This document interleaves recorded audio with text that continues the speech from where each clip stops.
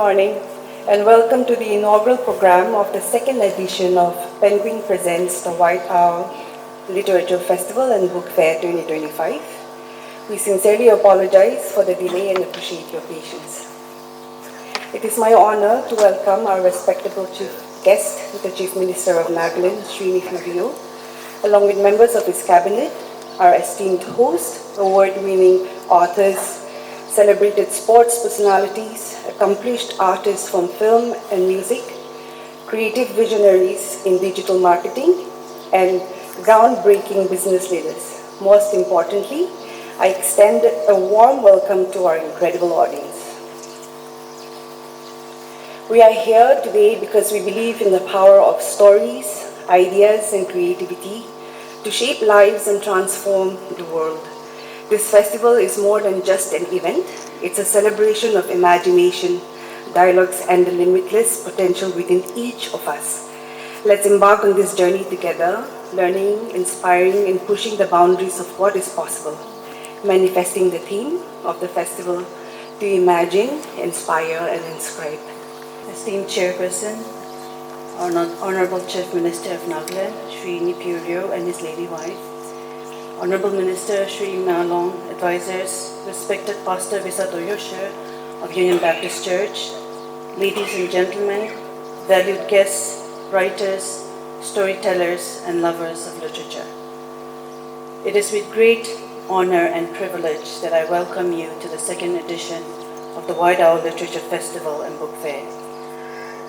To our distinguished guests, fellow book lovers, and cherished friends who have traveled from near and far, we deeply appreciate your presence.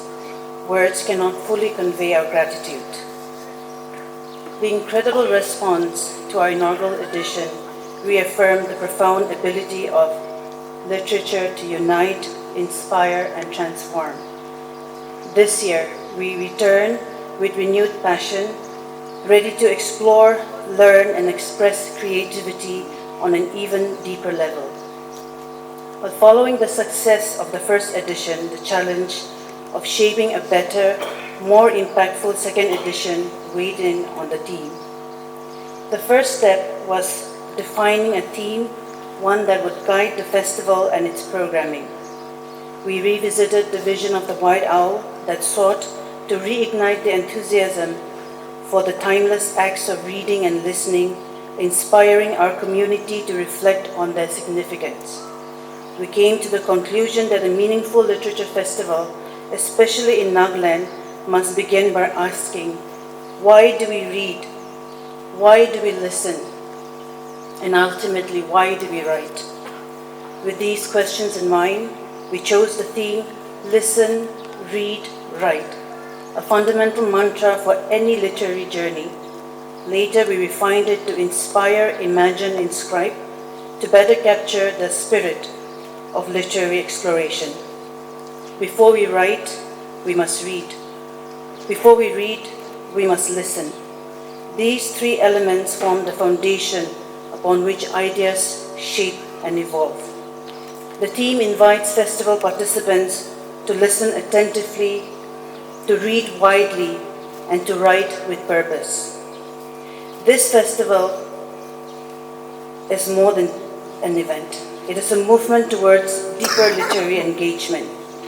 Through thought-provoking panel discussions and creative workshops, we aim to equip the next generation with the skills to express themselves meaningfully. This year, the festival has taken further steps towards meaningful impact. We are delighted to launch the Zero Waste Initiative, ensuring sustainability remains at the core of our efforts. With the support of Green Guard, a leading waste management company in Nagaland, we are dedicated to preserving our environment and fostering a more sustainable future. Additionally, on the 8th of February, we hosted a charity 5-kilometer run where over 200 participants came together to support children with disabilities. Furthering our commitment to inclusivity, we are organizing a charity concert on the 17th and 18th of February to raise awareness and encourage a more accepting society for families and children with disabilities. These initiatives embody our belief that literature and storytelling must extend beyond the written word, to create meaningful change in our communities. We are also thrilled to present a specially curated children's program this year, focusing on three essential themes: mental health and emotional self-awareness, inclusivity and diversity, and the rich heritage of folklore and culture. We extend our heartfelt gratitude to our title sponsor, Penguin Random House India, whose unwavering support has been instrumental in making this festival a reality. Their commitment to literature and storytelling aligns perfectly with our vision. We also extend a sincere appreciation to all our other sponsors, whose generosity has played a crucial role in bringing this festival to life. I am deeply thankful to the countless individuals and groups whose efforts and dedication have turned this vision into reality. I came across a very simple but profound thought. Never underestimate the importance of small things. This philosophy has guided the White Owl's journey. What began as a small bookstore and library, a modest space for conversations and connections, has now grown into a literature festival that welcomes over 70 speakers from across the nation, and thousands of participants. It is a testament to the power of small dreams and the limitless potential they hold. Opportunities should never be overlooked. Listening to one speaker can change the way we think. Reading one book can unlock a world of imagination. Writing one story can transform our perspective. These simple acts, when nurtured, have the ability to shape lives, influence communities, and inspire change. So, I invite you to fully immerse yourselves in this festival, to listen, read, write, and embrace the power of words. Welcome to the White Owl Literature Festival 2025, where small dreams evolve into profound legacies and where words shape the future. Thank you.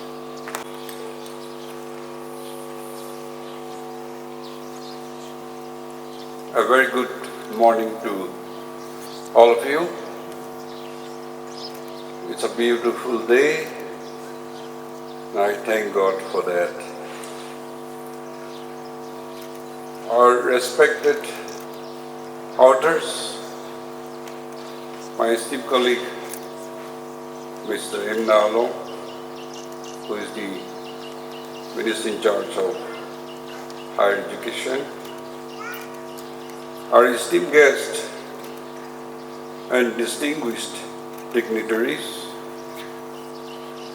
our respected Pastor Pisato Yosef, the Union Baptist Church, where I'm a member,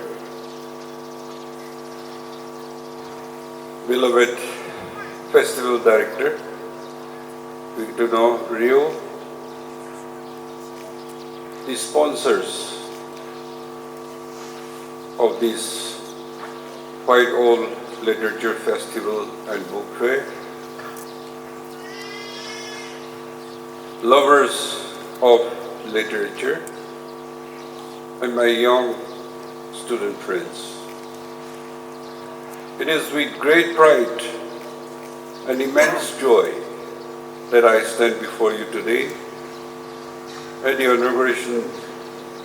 inaugural function of the White Owl Liturgy Festival. This festival is more than just a gathering of literary minds. It is a celebration of stories, ideas, and a rich tapestry of cultures that defines our great nation.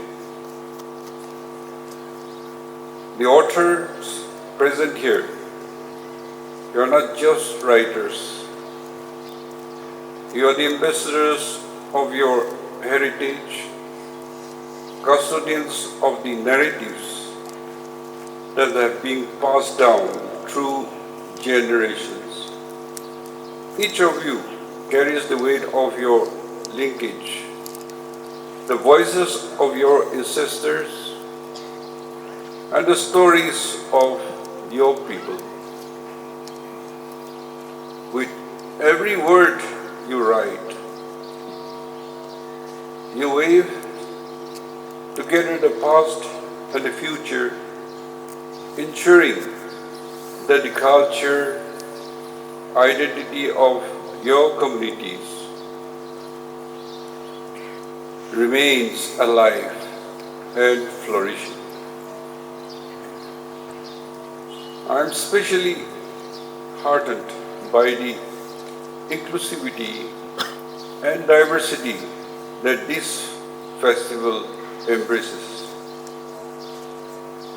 From the vibrant hills of Northeast and the heartland of India, from the eastern shores to the western deserts, the festival brings together voices from every corner of our country.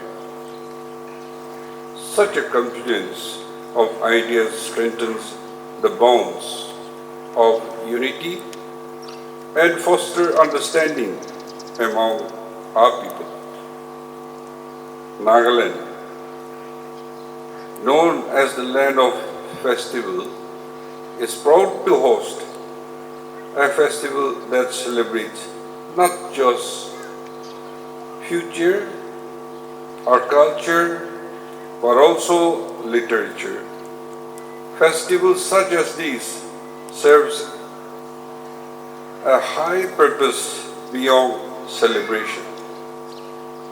They expand our minds, giving us the ability to view the world through different perspectives, to enrich our hearts, fostering empathy and a great capacity to love.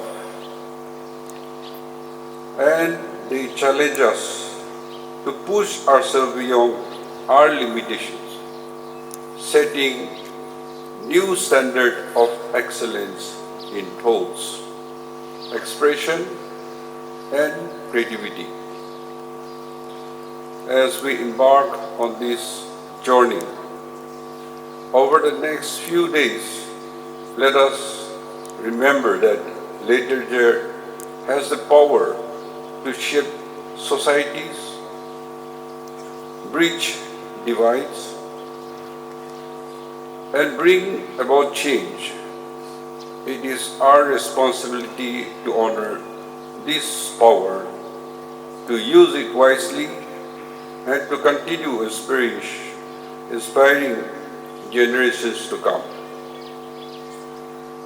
Our Naga society is a young society.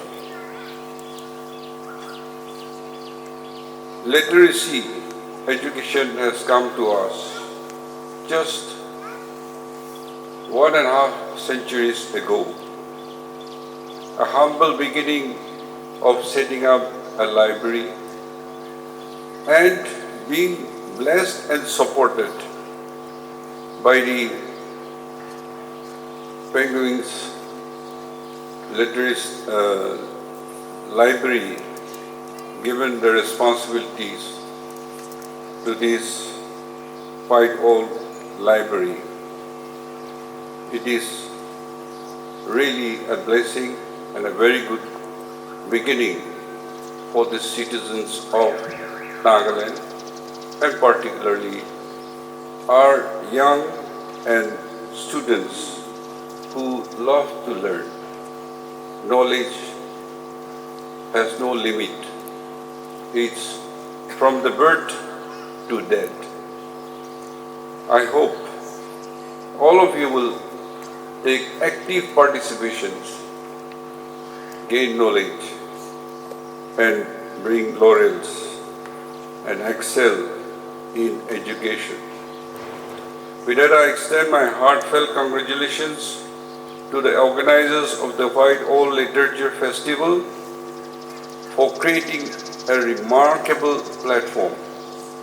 May this festival continue to grow, inspire, and serve as a beacon of knowledge and creativity for years to come.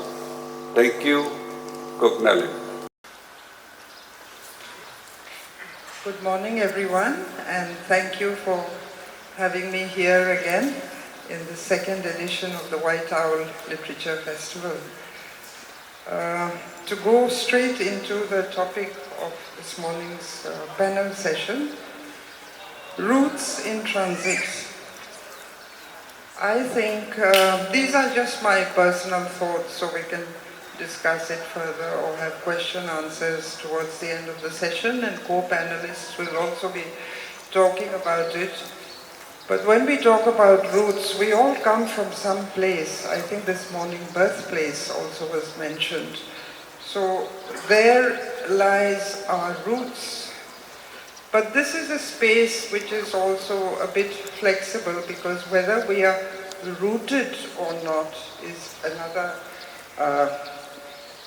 another question. And within rooted communities, or how we say, our indigeneity, individuals again create their own identities within maybe even the strict confines of a community. And this is actually speaking as a writer, where you imagine, or your storytelling, and sometimes you come to the point where you feel imagination is really stronger than knowledge.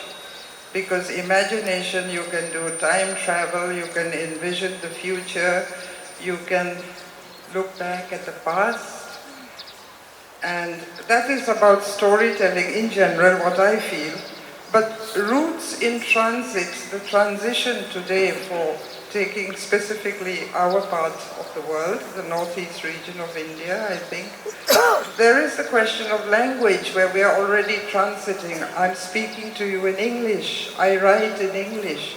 So that is one weapon of, the changes that have come. Whether for good or bad is another matter. It's a bigger discussion.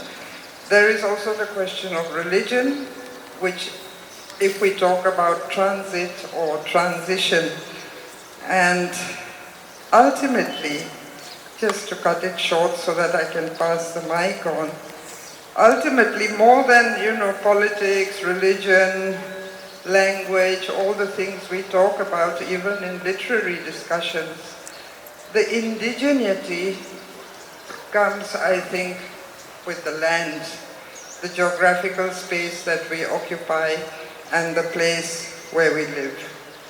It is the land that matters in the end, even though I would just like to add, Thay, please, that environment, ecology, sustainability, we talk about these things, but actually in our mother tongues, we don't have a word for environment.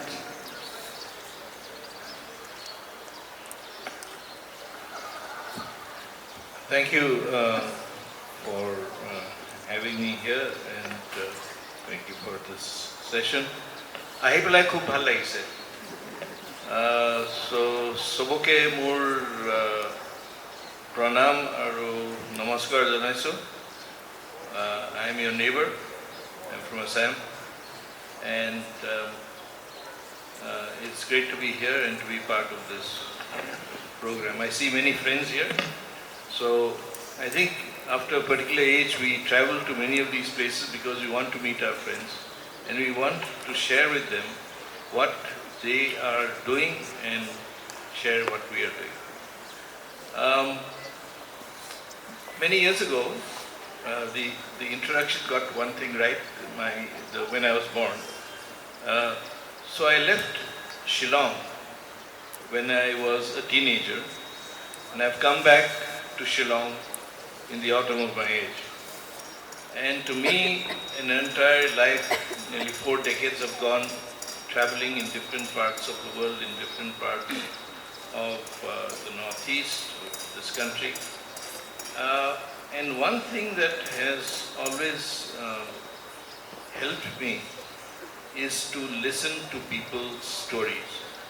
We are all storytellers. Some of us may tell the stories better than others, but we all have stories within us. Even some of you who are from schools, you know the stories that you see every day at home, at school, you talk about it to friends. It's a question of how you share them and how you explain them, how you expound on them. And for me, the greatest learning about my roots has come from traveling. We learn as we travel, we learn as we listen more than talk, and we learn as we read and watch. So I'd like to stop there and Yeah. Thank you so much. My name is Reverend Chingma, and by the name, you know that I come from the church. And so many years back, I was in this tiny village, some 35 years earlier, where the villagers could not give me a proper salary. So since the villagers could not pay me a salary, they said, we will give you a millet, maize, job tiers, and I said, that's fine with me. And very interestingly, I found that there were 7 different kinds of millets being grown. There were around 15 different kinds of palar being grown. And it was just amazing. You know, that was the kind of food variety that was there 35 years ago. And after I left that village, we started our own health programs. And in that same village, very interestingly, my doctor one day comes up with a note saying, he said, you know, these villagers, and he mentioned the name of the village, and that was the village where I was working as a young priest in that village. And they said they have hypertension, they have diabetes, and you know, unthinkable things which were happening there. And this got me thinking. And so I think for Nagas, rather than talking about political sovereignty, I think we have to start speaking about food sovereignty. Because that was the kind of food that was being eaten. And today, after 50 years of that experience, 40 years of that experience, I've gone back to eating millet, job tiers, and all of that. And so I think this is something where so many changes have happened, and this is something that, you know, I regret, you know. I wish I was a writer. There was a funeral where I went and the women started weeping around the dead body. And many of our Nagas are connected to land. There cannot be a Naga culture without connection to land. So I think there's something wrong in my bio which was mentioned. It's not trying to do away with Jum. I think the word I used was mitigating Jum. But I think there was a mismatch somewhere. Because Jum is connected to our way of life. And every Jum you would have a set of neighbors. And so these neighbors would come together and they would, you know. So you had different women coming and mourning over the dead. And friends, I tell you, I was a young pastor there. And when I listened to the mourning song, I had tears in my eyes. They were so powerful. These were songs about what they did when they were in the Kheti. These were songs about what happened in that particular Jum year. And so I think we as Nagas, I think we are beginning to lose a lot of that. And I think this is where we have to really see where we are. And I think we have to, before everything goes off, do something. And I think the writers are here. I wish I was one of you, you know. And maybe if Penguin supports me, I could write as well.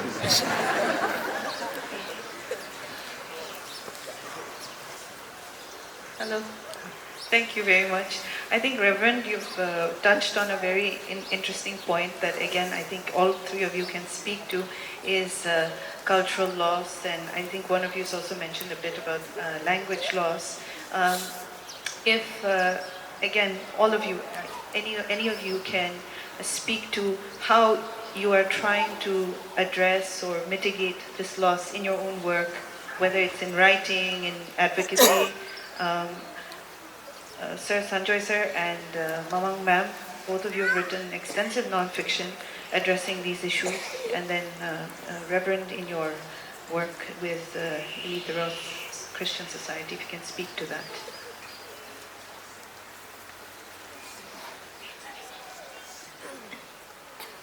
Uh, I like to tell stories rather than, because that's how I write also. Um, and among the things I wanted to talk about, I was hoping the Chief Minister would be here, but because he's part of the story. Uh, Many years ago, Mr. Vajpayee was to come to Kohima. And one of his people came to me and said, we want to call me and said, we want to talk to you about his visit. I had written 2 of the speeches he gave, but I was in an unofficial capacity. But he says, we want to talk to you about the visit. So I said, what do you want to talk about? He said, the Prime Minister will go by helicopter, but there is a possible problem. I said, what's the problem? So he said, the weather, I am told, may not be appropriate. So how should he go? I said, what do you mean, how should he go? There's a road. He said, how good is the road? I said, it's the best road in Nagaland. So then the weather packed up, as predicted. They wouldn't take the risk of taking the Prime Minister to Kohima by helicopter. So Mr. Vajpayee got into a car and drove the road we are all familiar with. It was in 2003. So at the end of it, I think Mr. Rio was there and a few other ministers and press, and he was asked about his journey, I think, and he says, if this is, I am told that this is the best road in Nagaland. If this is the best road in Nagaland, I wonder what the worst road is like. So, and on the spot, I think he announced support for building the road. But I think that tells us something about some of the challenges that I think the state faces. It tells us how efforts have been made to deal with it, and still it's a work in progress. And I think that is how I put that in my book, actually.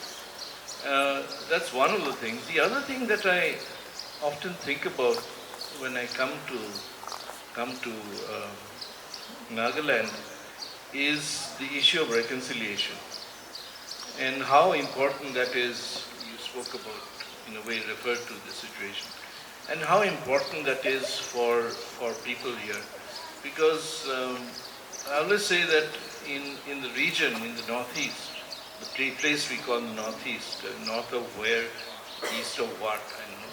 Anyway, tread carefully, because you tread on people's graves. You know, there is so much pain and grief and sorrow and sadness and darkness. But in the middle of it all, you get these amazing stories out of Nagaland, like the reconciliation that you will all be familiar with. If you don't, you should read about it. Reconciliation in Konama, which I think, Vizier is here. He was part of that process. There may be others who are part of it. To me, these are the stories that are never told outside of here, perhaps, or even outside of Kohima and Konama. And Konama was one of the first villages I visited on my first trip to Nagaland. And I'm really grateful because it gave a setting to the story and to my own perspective of the situation. So whoever hasn't read that story, pick up my book. It's not on sale here because it's not by Penguin. It's called Strangers No More, and I think it's on page 361 to 377. It's a detailed story, and I had the permission of the Panama people to write that story. I took their permission. So one must respect what is here, one must understand it, but also one must appreciate what is being done to overcome the many tragedies that we face.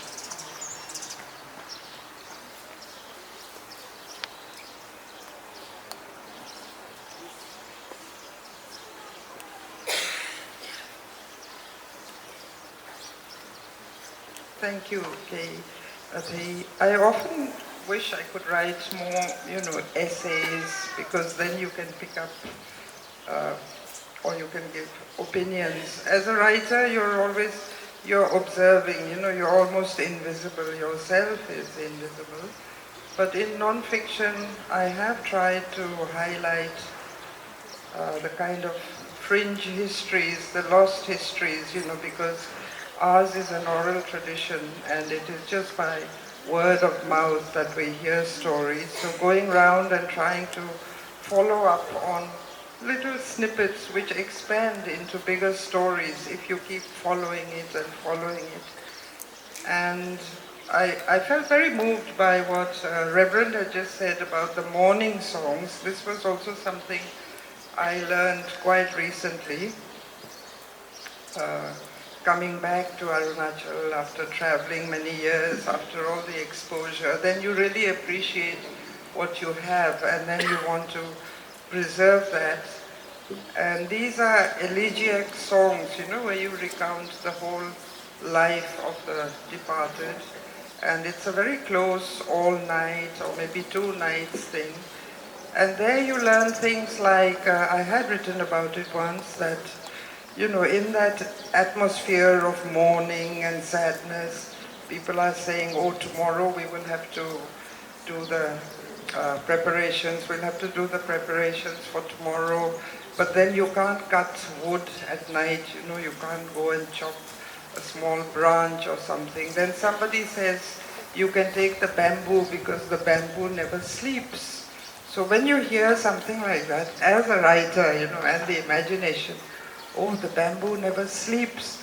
So you learn a new respect for bamboo again, and there are stories behind almost everything. I said we don't have a word for environment because our lives are so close to the hills and mountains and trees, earth, sky, everything, that we don't think of it as a separate, nature, environment. We are together. So those kind of things I try to portray, and hopefully maybe it comes through in fiction also and in the non-fiction. Yeah, thank you so much. When we speak about the uprooted and the issue of being rooted and the issue of displacement, coming back again to the church analogy, in the early 1800s when the American missionaries came to Nagaland, it took 80 years for Christianity to come to eastern Nagaland.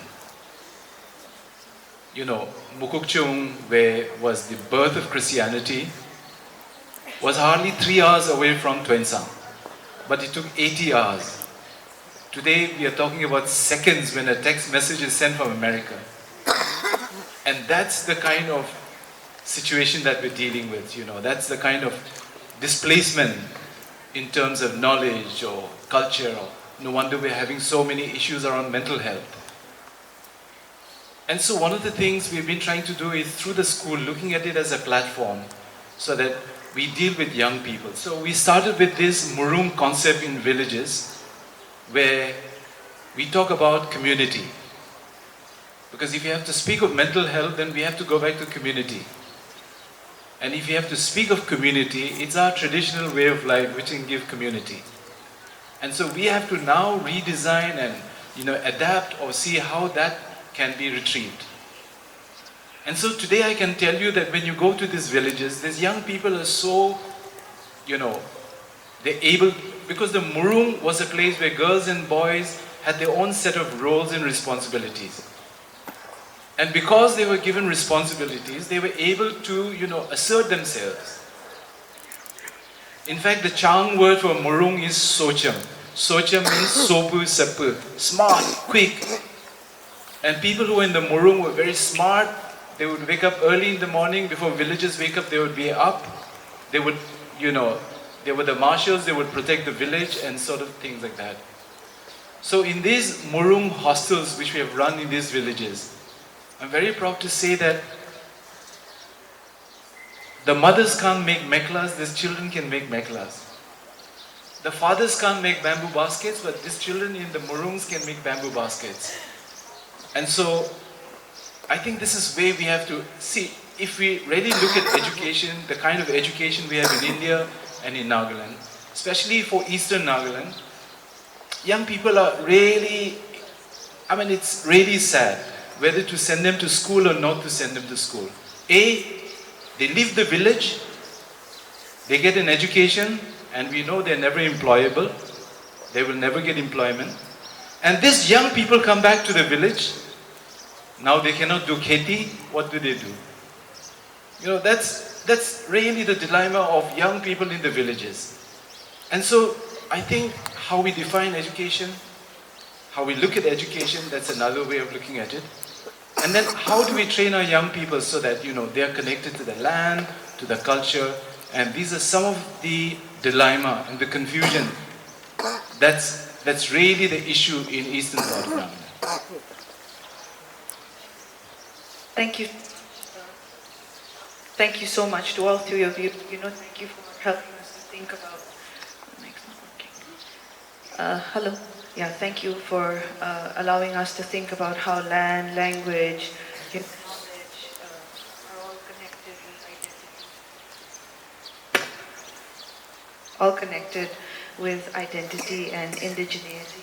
I think if, again, this is something that intersects in all of your work, is if we can look at climate change, resource extraction, and development, dirty word, projects, okay?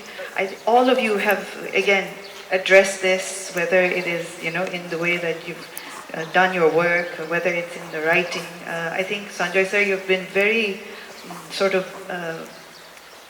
brutal about the way that you've addressed some of these issues in your writing, and Mamang ma'am, non-fiction, fiction, and even in your poetry. So if you can all speak about how you've explored this in your... On the issue of the words that you have used, and you know, one of the things that we are finding is many of the government policies, I feel, are not in favor of the cultural indigenous way of life. For example, we are bombarded with monoculture. And when you look at monoculture, it takes away every traditional way of life. I was in this village where I was very excited to, you know, speak about SRI. So for those of you who are not aware of SRI, it's called System of Rice Intensification, where in the same plot of land, you can actually triple your crop.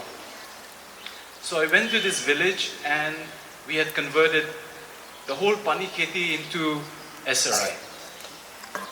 And after 3 years, there was this program where they called me to speak. They were very happy. I literally did not tap myself, but I could imagine tapping myself because everyone said, you know, our harvests have increased, you know. But there was this old man in one corner who comes to me and he says, Chingmak, we're very happy with you, but I just have one thing to share.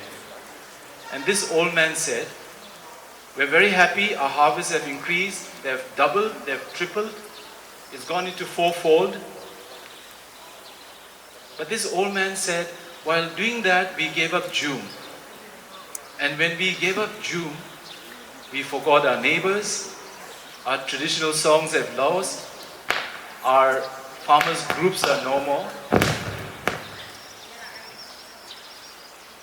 You know, when I was a pastor in this village, one very interesting thing was there was so much a variety of food that even pounding of the food, the neighbors could know because there were different songs for different grain. And so your neighbors, when you were pounding, you would sing certain songs and your neighbors would know you're pounding millet, you're pounding brown rice, you're pounding, you know, job tears. The whole culture was around agriculture. But today with monoculture, and then it's a new trade, you know, very sadly, the poor people are beginning to sell off the land to people who have large estates of coffee coming up, large plantations of tea coming up, and the small and marginal farmers are slowly giving up. And so one of the things that we are doing is, earlier as an organization, we would talk about, you know, exporting ginger and exporting this and that. Now we're talking to villagers saying, why don't we grow food for ourselves? Healthy food. Because you go to any Naga village, what do our Nagas eat in the villages? Dal, aloo, rice. Just dal, potato, rice. And no wonder we have so many health problems. And so I think this is one of the areas that the organization have shifted our focus from doing expos and getting into this market kind of economy to say, how do we become, more sustainable? I think those are really brilliant points, which I think we need to look at right across the region, across the country. I will just reflect on two things. One is that when you travel from Guwahati, and many of you will have done the journey, I think you must have done this yesterday. When you drive from Guwahati out towards Lower Assam, Goalpara, you see that entire thousands of trees have been cut. The sal trees, which are 50, 60, 70, 80 years old. And they've been cut because they want to build a four-lane highway. Now, I don't think many people, whether it's in government or elsewhere, make the connection between destroying trees and climate change. There is a definite connection. I mean, you destroy these trees which are protectors of entire ecosystem. Each tree is an ecosystem in itself. Each tree protects insects, animals, it gives shelter to shade to people and to birds. So that is one thing that is definitely impacting weather conditions all across our region. Wherever there have been mass destruction of forests, you described my writing as brutal. I said, I think what we do to nature is brutal. And what nature does to us, therefore, would be also equally brutal. That's one thing. The other thing was, the other day I was staying with Vizier at Healing Garden. And I went for a walk in Medzifama. And there, in the course of that 2-kilometer walk towards the stream, I think I've walked across almost like 2 generations of Naga history. And some of the challenges in which it is the first thing that you notice is there's a rubber plantation, okay, very dry. Then you go further and there is this large stone, single stone memorial to 6 national workers who were killed in 1956 or 57. Then you go further, you see a stone crushing unit. You go further, you come to the stream, but there isn't a stream. All the stones have been taken out and there are these machines which are picking them out and taking to the stone crusher. So in that I think we have some of the challenges that face us over 70 years, not just in Nagaland, but it is a challenge that faces us right across the region.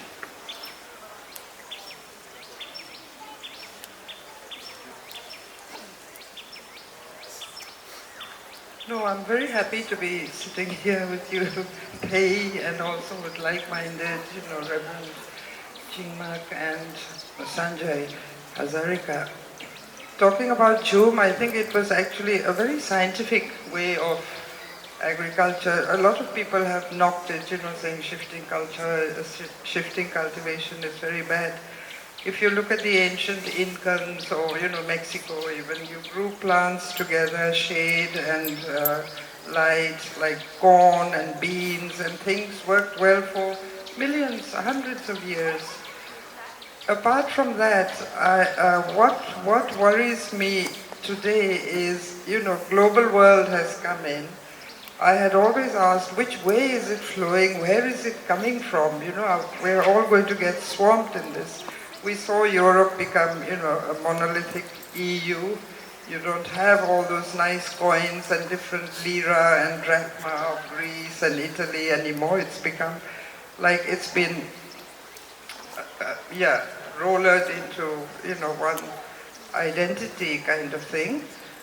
But here, recently I was in the village of Komsing. Komsing is where a British officer was killed a long time ago, in 1910, 1911. And I had been there earlier to, following a story and then to look at this memorial stone which the British had brought back after the Anglo-Abour War. This is I'm from Pasighat, and this is in the Siang region. So quite recently I went back up again to give a book which mentions that incident, Arunachal Pradesh, the Hidden Land, the revised version. And I was carrying it up for the village headman or whoever I might meet in Komsing village again. Times have changed, you don't have to take that long hanging bridge anymore. We could make it by road.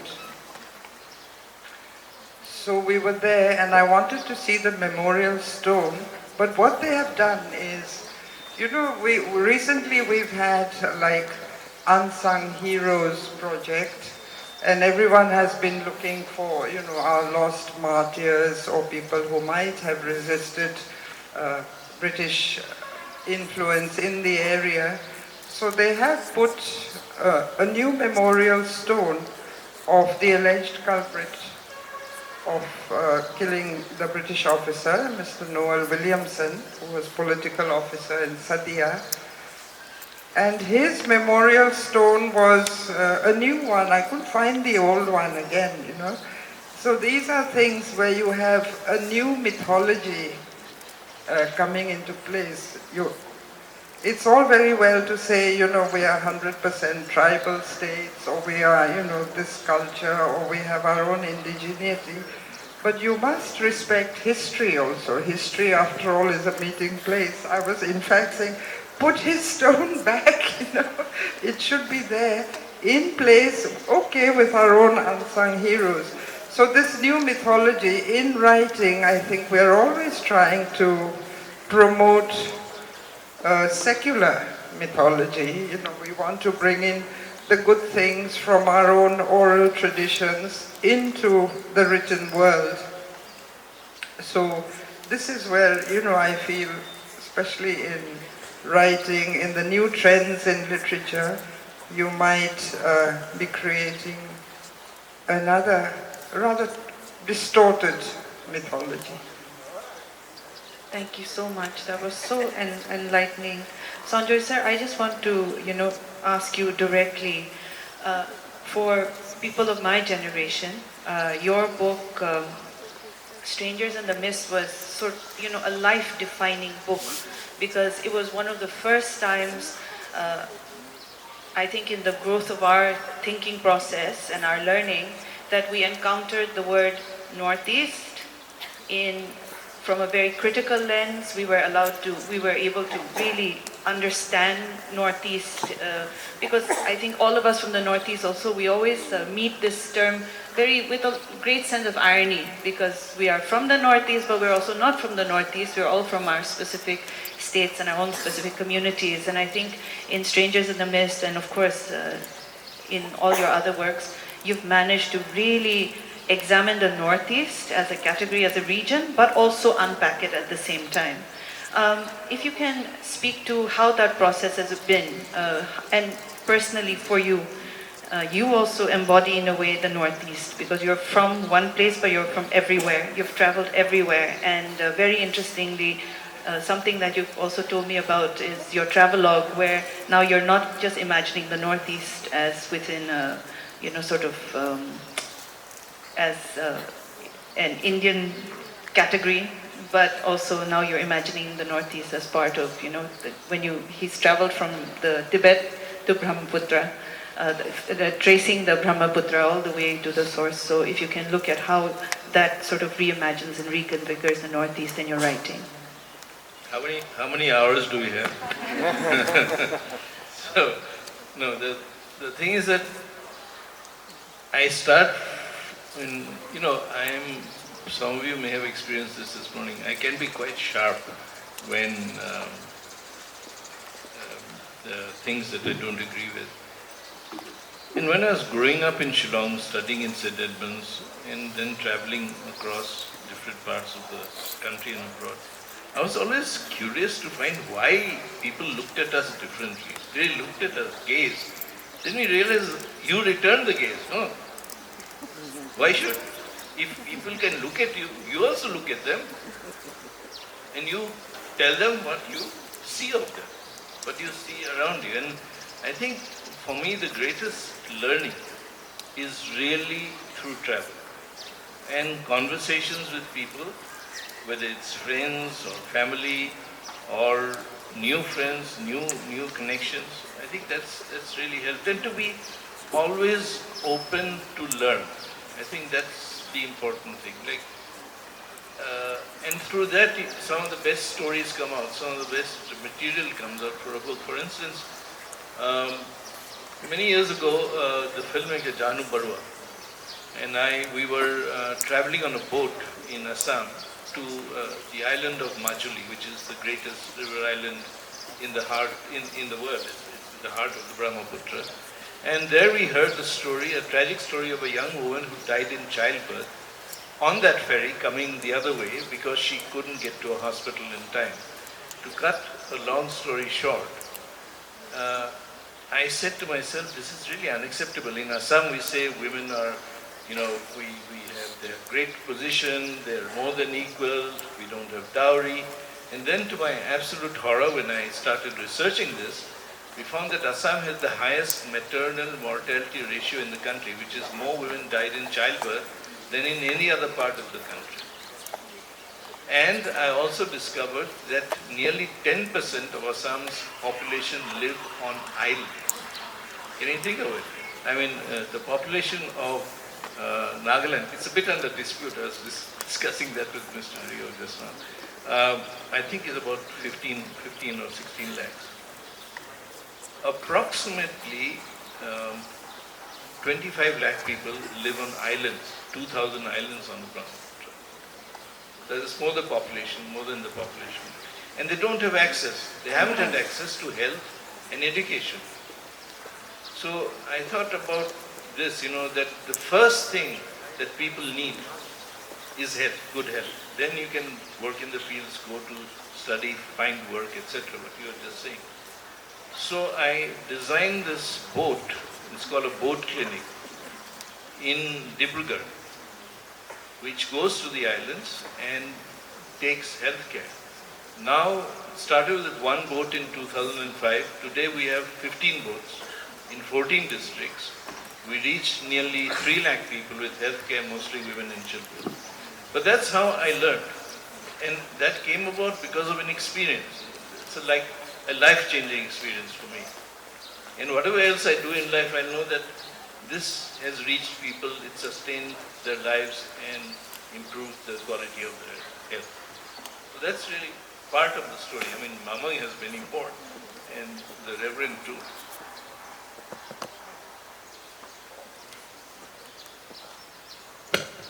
Wonderful. Thank You have to hit it hard. Yeah.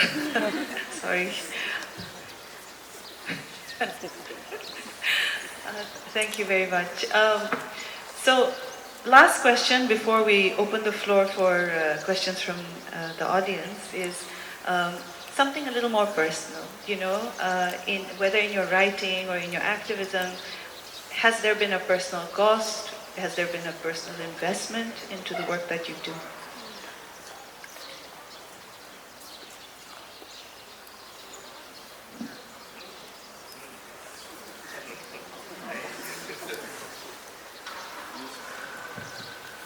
Personal cost. Well, I gave up a few services and then have remained poor all this time. Never got a golden handshake or anything. I think that's the most I can say. But when I started, or before starting, it was always my dream that, because of all the reading we did, I wanted to be poor and down and out and living in a garret, eating dry bread, maybe in Paris or somewhere, that kind of romantic dream we had.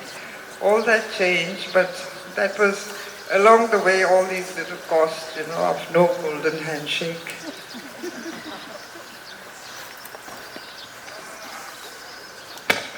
Yeah, I would say being a social worker and the kind of challenges, I think one of the greatest concerns with me was working at the expense of the family. You know, that has been one of the, in a sense, regrets or, you know, yeah.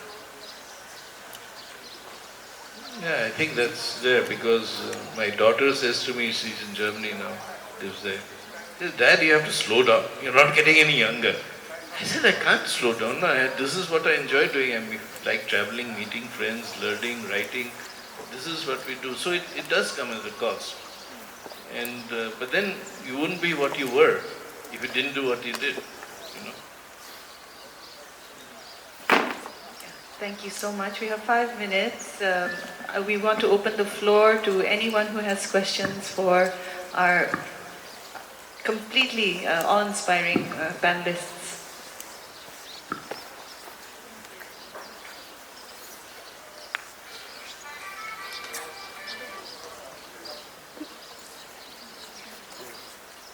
If somebody can, yeah, there's a mic coming to you.